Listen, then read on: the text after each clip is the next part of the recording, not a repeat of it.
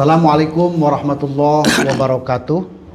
Alhamdulillah telah hadir di studio kami seorang intelektual muda yang produktif menulis baik buku, jurnal maupun karya ilmiah yang lainnya, yaitu Muhammad Faraj Bajri. Assalamualaikum. Waalaikumsalam warahmatullahi wabarakatuh. Baik para pemirsa, insya Allah hari ini kita akan berbincang-bincang dengan beliau. Bagaimana beliau sampai saat ini di usia yang masih muda tetapi menghasilkan karya-karya yang luar biasa. Baik, untuk saat ini sudah berapa buku yang telah ditulis oleh Kak Muhammad ini? Alhamdulillah sampai hari ini saya sudah menulis sekitar 9 buku. 9 buku ya. Mudah-mudahan insya Allah akan terbit lagi 2 buku. Mudah-mudahan kalau tidak ada halangan bulan-bulan ini akan terbit. Yang terbit terbaru judulnya apa kira-kira? Yang terbaru judulnya Surga Terdekat Ada di Rumahmu. Yang kedua tentang Islam dan teologi politik. Luar biasa. Jadi beliau menulis buku-buku baik itu yang sifatnya ilmiah maupun juga buku-buku yang membahas berkaitan dengan etika, akhlak ketika kita berada di rumah dan lain sebagainya. Baik para pemirsa, kita akan rehat dulu sejenak. Oh iya Bu Jem, mau ikutan kurban juga kah tahun ini? Insya Allah Bu, kan dompet Sabilillah Al-Muhajirin menerima kurban untuk para santri Fisabilillah. Oh, DSM yang dikelola sama Pak Heru itu ya? Mm-mm. Caranya gimana tuh Bu? Kalau di DSM itu ada paket-paketnya Bu. Pertama, untuk kurban 1 ekor sapi oleh 7 orang ada 3 paket. Paket A 3 juta, paket B 3.500.000, paket C 4 juta. Yang kedua, untuk kurban domba ada 3 paket juga. Paket A 2.500.000, paket B 3 juta, paket C 3.500.000 gitu Bu. Oh gitu, aku juga mau deh. Nanti langsung ke DSM aja ya. Sekarang aku mau ngajar dulu. Ya, hati-hati Bu. Dompet Sabilillah Al-Muhajirin Menerima titipan hewan kurban. Untuk para santri Fisabilillah. Kurbanmu kendaraan surga. Kurbanmu kendaraan surgamu. Baik para pemirsa, kita akan lanjutkan bincang-bincang kita dengan Kak Muhammad ini. Untuk menulis ini sejak kapan Bapak bisa produktif menulis buku sampai saat ini? Saya menulis dari sejak tahun 2013. 2013 ya? 2013 saya sudah mulai menulis. Awalnya saya menulis di media online. Lalu yang kedua saya menulis di media cetak. Nah disitulah muncul keinginan saya untuk menulis buku dan karya-karya ilmiah yang lain. Karena saya pikir menulis itu sangat luar biasa dampaknya ya, karena kita memberikan informasi, memberikan pencerahan, mentransfer ilmu yang kita miliki pada orang lain sehingga orang lain bisa membaca hasil tulisan dari kita. Apa motivasi yang mendorong Kak Muhammad ini menjadi produktif menulis? Motivasi saya pertama berangkat dari kesadaran spiritual bahwa setiap ilmu yang kita dapatkan maka ilmu itu harus ditulis lalu ditransferkan kepada orang lain dan orang lain mendapatkan informasi-informasi atau pencerahan dari tulisan yang kita sampaikan pada publik. Pak Kak Muhammad ini kan aktivitasnya luar biasa. Selain menjadi dosen, peneliti, juga ada kegiatan-kegiatan lain. Nah, bagaimana membagi waktu antara menulis dengan kegiatan-kegiatan yang dilakukan pada kegiatan sehari-hari? Kalau membagi waktu sebenarnya pertama kalau ngajar itu kan sudah jelas jadwalnya.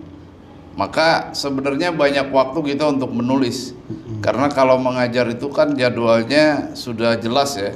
Maka selepas kita ngajar Maka ada waktu-waktu kosong kita menulis 1, 2, 3 halaman kita tulis, sehingga waktu-waktu yang banyak ini kita usahakan untuk menulis beberapa buku atau beberapa jurnal atau edit segala macam, sehingga kita bisa membalance itu. Jadi mengajar kita bisa, karena itu tugas seorang dosen, dan menulis pun itu sebenarnya tugas seorang dosen. Jadi kita berusaha membalancekan waktu semaksimal mungkin, jadi sehingga tidak terbuang-buang waktu itu.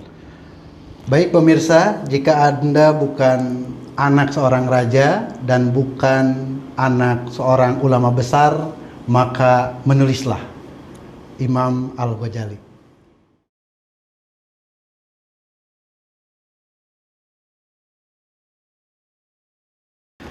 Ya baik pemirsa, untuk selanjutnya kita akan langsung membedah buku-buku beliau. Alhamdulillah ini sudah ada salah satu buku beliau yang berjudul Kesalehan Sosial. Karena latar belakang Kak Bajri ini sebagai seorang akademisi yang S2-nya di jurusan Sosiologi Agama ya. Betul. Nah, di buku Kesalehan Sosial ini pesan apa yang mau disampaikan kepada pembaca? Ya, dari buku Kesalehan Sosial ini pesan moral yang kita ingin sampaikan kepada khalayak publik adalah orang tidak hanya melaksanakan ibadah-ibadah ritual, tapi bagaimana ibadah-ibadah ritual itu ditransformasikan di ruang-ruang publik. Karena kesalehan sosial itu antitesa dari kesalehan ritual. Jadi banyak orang yang menjalankan ibadah ritual, tapi aspek-aspek sosialnya tidak ditransformasikan. Maka Islam ini mengajarkan supaya ibadah ritual dengan ibadah sosial ini bersinergi, sehingga menjadi sebuah amal yang memiliki dampak di hadapan Allah dan di hadapan manusia. Berarti tidak hanya secara teori, ajaran yang kita pelajari, tapi juga harus direalisasikan dalam kehidupan sehari-hari.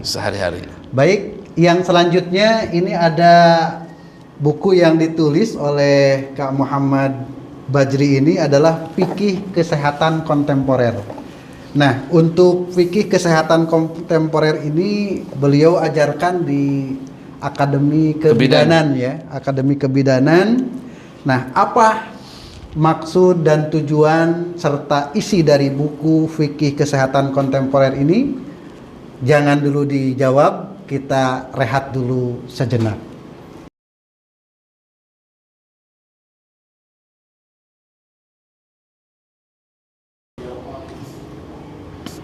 Baik pemirsa, kita lanjutkan bincang-bincang kita dengan Kak Muhammad.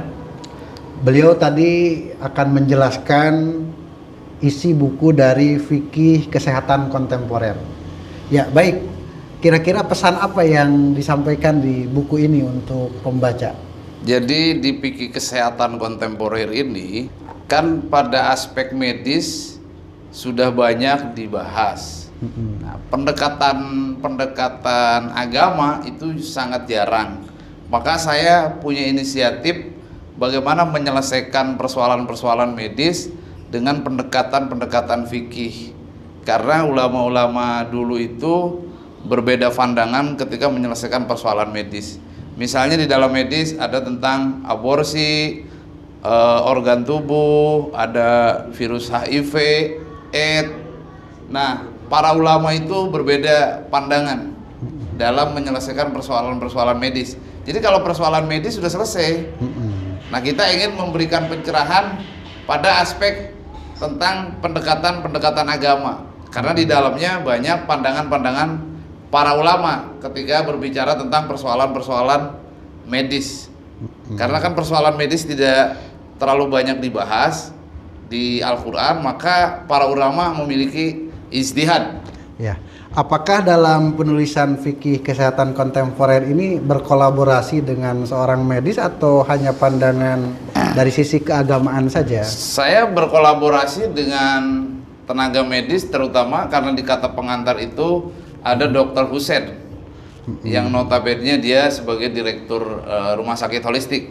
Jadi sebelum membuat buku ini pun kamu minta pandangan-pandangan, pendapat-pendapat yang berkaitan dengan medis, sehingga saya kolaborasikan dengan pendekatan para ulama. Jadi pendekatan medisnya seperti ini, pendekatan para ulama dalam menyelesaikan problem medis seperti itu, dan itu saya ungkapkan di dalam buku dengan berbagai literatur yang ada. Oke.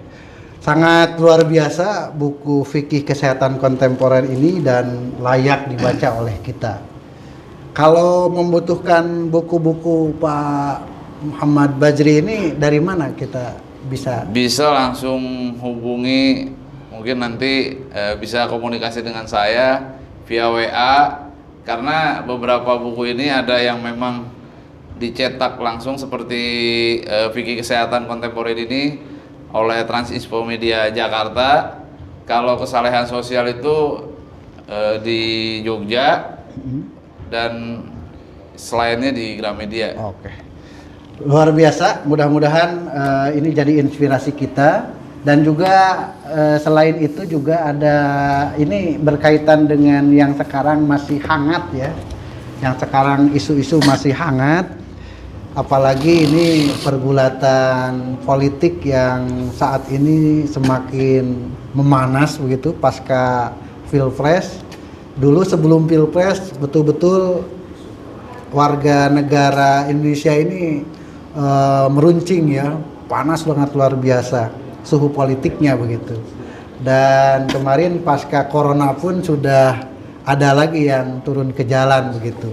Nah, Pak Muhammad Bajri ini menulis buku Agama, Politik, dan Konflik begitu.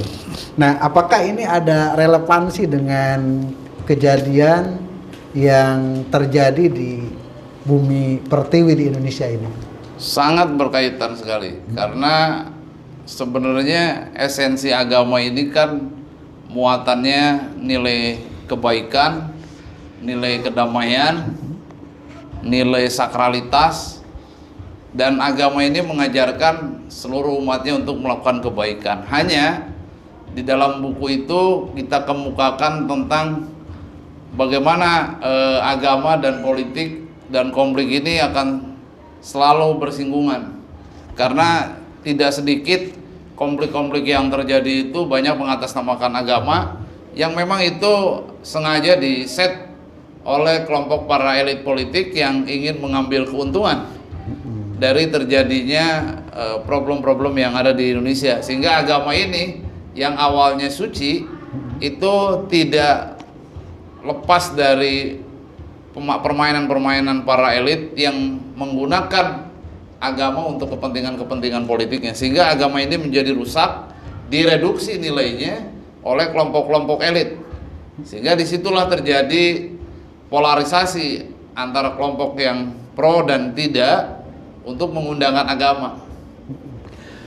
Apakah di agama itu dengan politik, karena kan agama itu mengatur keseluruhan sendi-sendi kehidupan, apakah agama dengan politik itu harus dipisahkan atau seperti apa mengkolaborasikannya? Persoalan dipisahkan dan tidak dipisahkan ini ada dua kutub yang berbeda. Tetapi saya dalam perspektif sosiologi agama memandang bahwa agama ini tidak dibangun dengan logika kekuasaan.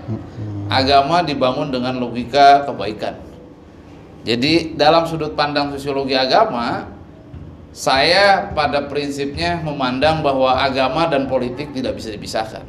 Agama mengatur sendi-sendi kehidupan, politik pun mengatur sendi kehidupan berbangsa dan bernegara.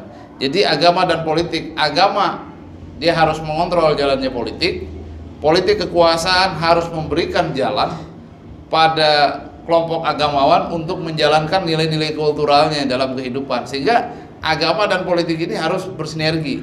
Tidak boleh kelompok elit masuk pada wilayah agama, kelompok agama tidak boleh masuk ke kelompok politik, sehingga agama harus bersinergi, saling membantu dalam membangun sebuah peradaban. Ya. Jadi para pemirsa, mungkin pesannya jangan sampai menjual agama untuk kekuasaan politik sesaat. Demikian, kita akan rehat dulu sejenak.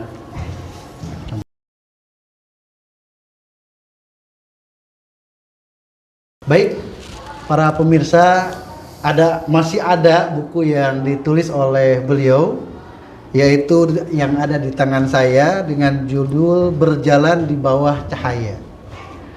Ini judulnya puitis ya, Berjalan di Bawah Cahaya. Kira-kira pesan apa yang akan disampaikan kepada pembaca dengan membaca buku Anda yang Berjalan di Bawah Cahaya ini? Pesan yang ingin saya sampaikan dalam buku Berjalan di Bawah Cahaya itu bahwa hidup di dunia ini pada hakikatnya sementara, tidak akan abadi. Maka hidup ini harus dijalani dengan penuh keberkahan, menjalankan nilai-nilai kebaikan. Bagaimana nilai-nilai kebaikan itu akan melahirkan sebuah kebahagiaan. Jadi kebahagiaan itu hakikatnya bukan dicari, tapi kebahagiaan itu bisa diciptakan oleh diri kita, karena kebahagiaan itu akan kita dapatkan kalau dalam hati kita ada kebersihan hati, kejernihan berpikir. Jadi sebenarnya kebahagiaan itu tidak perlu jalan-jalan ke beberapa tempat, itu hanya sesaat. Tapi kebahagiaan hakiki itu akan lahir dari hati, kejernihan berpikir. Dan memang kebahagiaan itu bisa diciptakan, dan semua orang berhak menciptakan kebahagiaan masing-masing. Luar biasa, berarti memang benar kebahagiaan itu berawal dari hati dan juga pikiran. Bagaimana firman Allah, ala bidzikrillahi tatma'innul qulub. Hanya dengan berzikir kepada Allah, maka hati kita akan tenang, dan juga kalau hati tenang, pikiran pun akan jernih, sehingga bisa menciptakan sebuah kebahagiaan yang tadi katanya bisa diciptakan oleh kita. Para pemirsa, alhamdulillah masih banyak lagi karangan yang ditulis oleh Kak Muhammad ini. Ada salah satu buku yang ditulis oleh beliau berjudul Transformasi Ibadah Ritual dalam Kehidupan Sosial. Nah, kira-kira transformasinya seperti apa? Oke. Dari ibadah ritual ke dalam kehidupan sosial ini. Oke, saya membuat buku itu berawal dari melihat sebuah fenomena di lapangan, bahwa begitu banyak orang ibadahnya luar biasa, zakatnya luar biasa, sering ikut pengajiannya luar biasa, tapi dalam aspek bermuamalah, dia dengan saudaranya, dengan tetangganya, dengan kehidupan sekitarnya, itu tidak harmonis. Sehingga agama ini mengajarkan kepada kita bagaimana supaya nilai-nilai yang tertanam di dalam ibadah kita harus menjadi sebuah komitmen mengamalkan di ruang-ruang publik. Itu pesan yang ingin saya sampaikan. Ada di rumahmu akan segera terbit itu. Nah, surga. Baik, para pemirsa, masih ada lagi buku yang akan terbit yang berjudul Surga Terdekat Ada di Rumahmu. Sebelum buku tersebut terbit, kita akan memohon bocorannya dulu kepada penulis. Kira-kira apa yang akan disampaikan di buku terbaru yang akan terbit tersebut? Jadi dalam buku Surga Terdekat Ada di Rumahmu, kadang-kadang kita terjebak mencari surga terlalu jauh, padahal surga terdekat itu ada di rumah kita. Siapa itu? Itu adalah ibu. Maka saya sering melihat begitu banyak orang melakukan ibadah untuk mendapatkan surga yang terlalu jauh, padahal surga terdekat ada di rumahmu tidak kita pelihara dengan baik. Terutama seorang ibu yang telah melahirkan, membesarkan, dan mendidik kita. Padahal kalau ibu kita ridho atas perjalanan hidup kita, maka insya Allah surga itu akan kita dapatkan dengan mudah. Jadi kita jangan terjebak mencari surga terlalu jauh. Surga terdekat ada di rumah kita, ibu kita. Kita taat, kita bakti, kita mencari ridhonya, maka proses perjalanan hidup kita akan lebih mudah. Keberkahan, kemudahan rizki itu berawal dari doanya seorang ibu. Dan saya sudah rasakan, alhamdulillah. Saya merasakan bagaimana mudahnya menulis buku itu karena tidak lepas dari peran seorang ibu. Jadi saya teringat ungkapan seorang ulama, tidak ada wali di luar rumah kecuali seorang ibu. Jadi kalau kita mau menghormati ulama, hormati dulu ibu baru ulama. Jangan sampai kita terjebak. Ulama dihormati tapi ibu yang melahirkan tidak dihormati. Nah, itulah yang menjadi problem dasar, sehingga saya berinisiatif untuk membuat buku Surga Terdekat Ada di Rumahmu untuk memberikan pencerahan pada khalayak bahwa surga terdekat ini ada di rumah kita.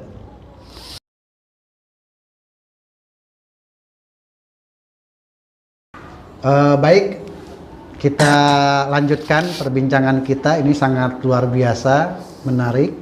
Karena kalau berbicara dengan penulis ini, kata-katanya terus mengalir begitu, dapat dirasakan yang mengalir deras, sangat luar biasa. Untuk buku yang terbaru yang akan terbit tadi berjudul Surga Terdekat Ada di Rumahmu.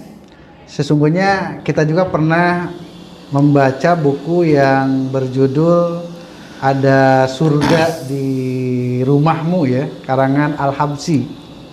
Nah, kira-kira apa perbedaan antara buku Ada Surga di Rumahmu karangan Al-Habsyi dengan karangan yang ditulis oleh Kak Muhammad ini?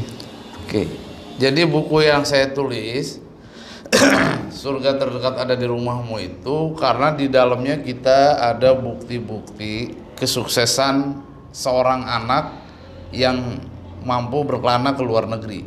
Jadi di buku itu seperti saya memiliki seorang kawan yang kuliah S3-nya di Inggris.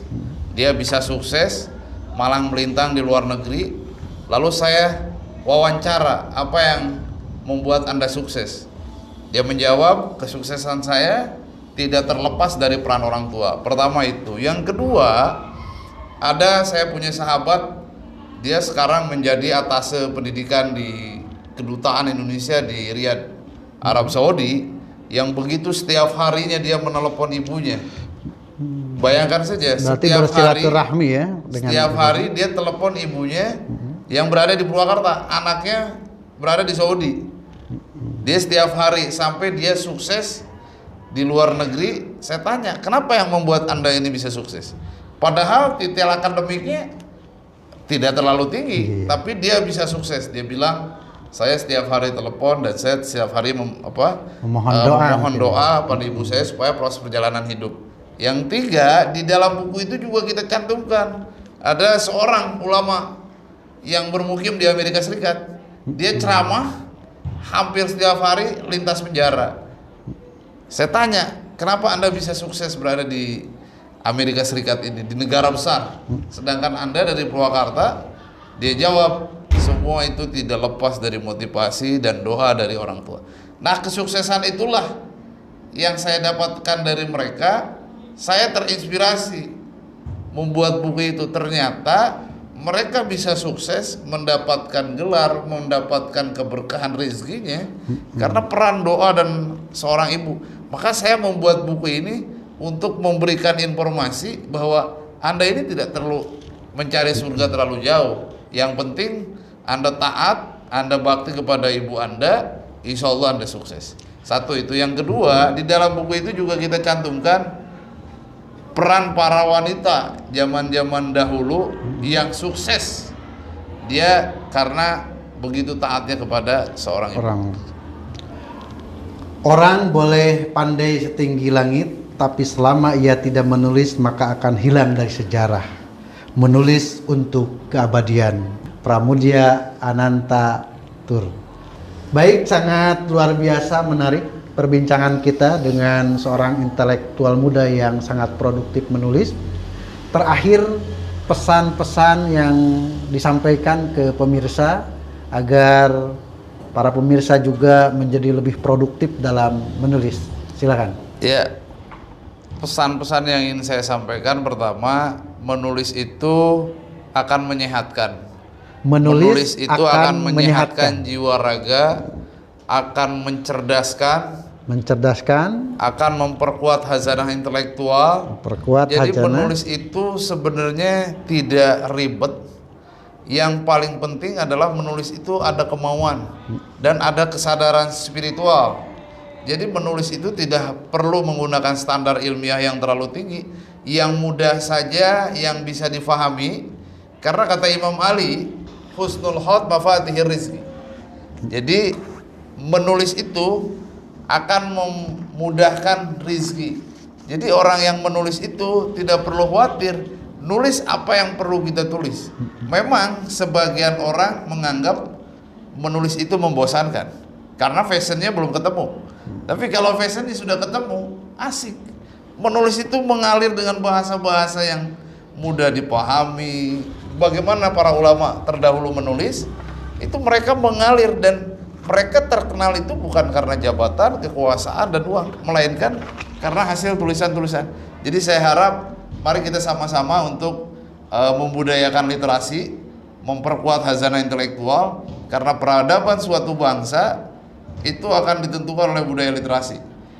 Jadi kalau kata Imam Syafi'i itu ilmu itu harus diikat dengan sebuah tulisan. Jadi kalau kita menyampaikan ilmu tanpa kita tulis, maka sama aja kita tidak akan mampu memberikan pencerahan kepada umat. Karena tulisan ini menjadi bukti bahwa ulama-ulama dahulu itu dia menulis. Karena kita tidak mungkin kenal Imam Ghazali seperti apa yang tadi disampaikan oleh Pak Deden.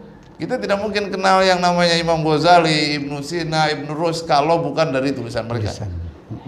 Mungkin itu saja yang pesan dari saya, budaya literasi terus kita tingkatkan demi tegaknya peradaban kita. Peradaban akan tegak dengan membudayakan literasi. Baik para pemirsa, orang boleh pandai setinggi langit, tapi selama ia tidak menulis, maka akan hilang dari sejarah. Karena menulis adalah untuk keabadian. Pramudia Anantatur. Baik para pemirsa, rupanya cukup sekian perbincangan kita kali ini. Mudah-mudahan jadi motivasi untuk kita agar kita terus membudayakan literasi. Dengan membudayakan literasi maka kita akan membangun peradaban yang sangat luar biasa. Demikian, wallahul muwaffiq ila aqwamit thoriq. Wassalamualaikum warahmatullahi wabarakatuh. Waalaikumsalam. Terima kasih.